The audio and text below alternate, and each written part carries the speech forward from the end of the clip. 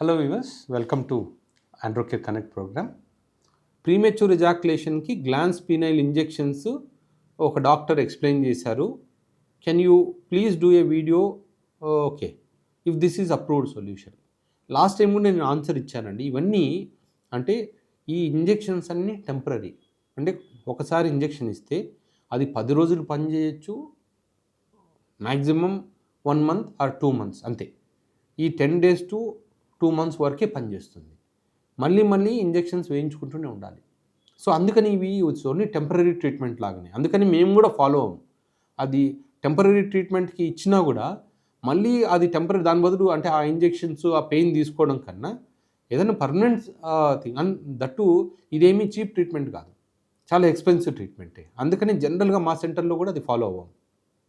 Sir, మీ దగ్గర treatments కానీ medicines కానీ ఏదైనా హెల్త్ ఇన్సూరెన్స్లో క్లెయిమ్ అవుతుందా? ఏ హెల్త్ ఇన్సూరెన్స్ తీసుకోవాలి? నార్మల్గా ఇండియాలో ఇన్సూరెన్స్ కింద జనరల్ హెల్త్ ప్రాబ్లమ్స్ కవర్ అవుతాయండి. సెక్షువల్ హెల్త్ గురించి జనరల్గా ఏ ఇన్సూరెన్స్ కంపెనీ కవరేజ్ ఇవ్వదు నాకు తెలిసినంత వరకు. సో అది మీ ఇన్సూరెన్స్ కంపెనీ వాళ్ళతో, అంటే నాకు తెలిసినంత వరకు అది హెల్త్ ఇన్సూరెన్స్ అనేది ఇది హెల్త్ కాదు, జనరల్ హెల్త్ కాదు, ఇది సెక్షువల్ హెల్త్. సెక్షువల్ హెల్త్కి జనరల్గా ఏ ఇన్సూరెన్స్ కంపెనీ ట్రీట్మెంట్ని కవర్ చేయదు. సార్,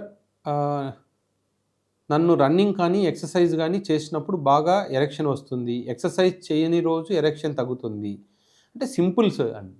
మామూలుగా ఎక్సర్సైజ్ చేసినప్పుడు ఎప్పుడైనా సరే మీకు టెస్టోస్టెరాన్ పెరుగుతుంది. టెస్టోస్టెరాన్ పెరిగినప్పుడంతా మీకు బాగా ఎరెక్షన్ వస్తుంది. అంటే మీకు టెస్టోస్టెరాన్ నాకు తెలిసి బార్డర్ లైన్లో ఉంది. అందుకని మీకు ఎక్సర్సైజ్ చేసినప్పుడు మాత్రం బాగా టెస్టోస్టెరాన్ కొంచెం పెరిగి ఎరెక్షన్స్ వస్తున్నాయి. సో ఒక్కసారి టెస్టోస్టెరాన్ టెస్ట్ చేయించుకోండి. తర్వాత కృష్ణ గారు, సెర్నోస్ 40 mg టాబ్లెట్స్ తీసుకుంటే టెస్టోస్టెరాన్ లెవెల్ ఇంక్రీజ్ అవుతుందా? సార్, సెర్నోస్ 40 mg అనేది రీప్లేస్మెంట్ థెరపీ. ఇది టెస్టోస్టెరాన్ని తక్కువ ఉంటే పెంచుతుంది, ఆ రోజుకి మాత్రమే పనిచేస్తుంది. సో అందుకని దీనివల్ల ఇది మనం టెస్టోస్టెరాన్ కొన్ని రోజులు సెర్నోస్ తీసేసుకుంటే మళ్ళీ టెస్టోస్టెరాన్ నార్మల్గా ఉంటుంది కాదు, అట్లాంటి టాబ్లెట్ కాదు. ఏ రోజుకు ఆ రోజు, అంటే బాడీలో టెస్టోస్టెరాన్ తక్కువ ఉందన్నప్పుడు సెర్నోస్ ఇంజెక్షన్స్ ఉంటాయి. ఇంజెక్షన్ తీసుకుంటే 3 months పనిచేస్తుంది, ట్యాబ్లెట్ తీసుకుంటే ఆ రోజుకి మాత్రమే పనిచేస్తుంది. సో అది మనకు థైరాయిడ్ ట్యాబ్లెట్ లాగా అంతే తప్ప దీనివల్ల టెస్టోస్టెరాన్ తక్కువ ఉన్న వాళ్ళకు క్యూర్ కోసం కాదు, ఇది రీప్లేస్మెంట్.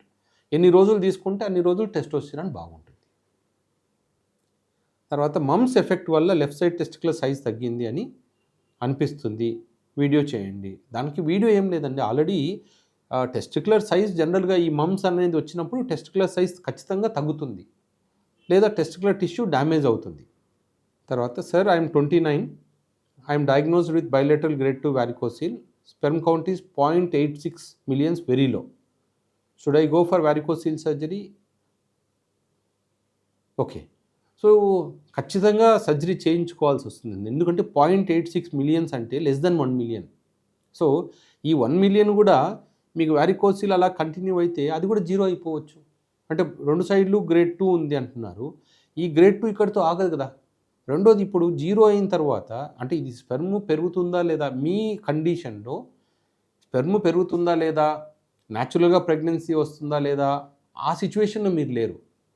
ఇప్పుడు మీరు ఏమైనా సరే ఐవీఎఫ్కి వెళ్ళాలి, మీరు ఐవీఎఫ్కి వెళ్ళేంత వరకైనా ఈ స్పెర్మ్ ఉంటుందా లేదా, 0 అయిపోయిన తర్వాత సర్జరీ చేస్తే మళ్ళీ స్పెర్మ్ వస్తుందా లేదా అనేది. అంటే ఇప్పుడు మీది నాన్ అబ్స్ట్రక్టివ్ అజూస్పెర్మియాకి వెళ్ళే ఛాన్స్ ఉంటుంది. అప్పుడు అసలు ఈ స్పెర్మ్ గురించి కాకుండా అసలు నా స్పెర్మ్తో పిల్లలు పుట్టే ఛాన్స్ ఉందా లేదా అనేది ఆ ఫియర్ వస్తుంది. సో ఇమ్మీడియట్గా మీరు ఏదో ఐవీఎఫ్ సెంటర్కి వెళ్ళి స్పెర్మ్ ఫ్రీజ్ చేసుకోండి. ఫ్రీజ్ చేయించుకున్న తర్వాత వారికోసిల్ సర్జరీ చేయించుకోండి. ఒకవేళ వారికోసిల్ చేయించుకున్న తర్వాత అట్లీస్ట్ మీకు బాగా పెరిగి 8 to 10 million అయితే ఐయుఐ చేసుకోవచ్చు. లేదు ఓన్లీ కౌంట్ పెరగలేదు, ఓన్లీ క్వాలిటీనే పెరిగింది అనుకోండి, అప్పుడు మళ్ళీ ఐవీఎఫ్కి వెళ్ళాలి. కానీ ఎప్పుడైతే క్వాలిటీ బాగుంటుందో స్పెర్మ్ క్వాలిటీ, అప్పుడు ఐవీఎఫ్ సక్సెస్ రేట్ బాగుంటుంది. ఎందుకంటే ఐవీఎఫ్ అనేది చాలా ఎక్స్పెన్సివ్ ట్రీట్మెంట్. స్పెర్మ్ క్వాలిటీ బాగాలేకపోతే ఐవీఎఫ్ సక్సెస్ రేట్ కూడా తగ్గిపోతుంది. సో ఫస్ట్ మీరు ఐవీఎఫ్ సెంటర్కి వెళ్ళి ఒక శాంపుల్ ఫ్రీజ్ చేసుకోండి, తర్వాత వారికోసిల్ సర్జరీ చేయించుకోండి, ఒక 3 months ఆగండి. దాని తర్వాత నెక్స్ట్ ఏంటి, బట్ ఈ లోపల మేము ఎఫ్ఎస్హెచ్ వాల్యూని బట్టి కూడా మేము చెప్పగలుగుతాం, మీకు స్పెర్మ్ కౌంట్ ఇంప్రూవ్ అయ్యే ఛాన్స్ ఉందా లేదా కూడా చెప్పగలుగుతాము. సో ఫస్ట్ ఫ్రీజింగ్ చేసి ఒకసారి ఎఫ్ఎస్హెచ్ ఎల్హెచ్ టెస్టోస్టెరాన్ చేయించుకోండి.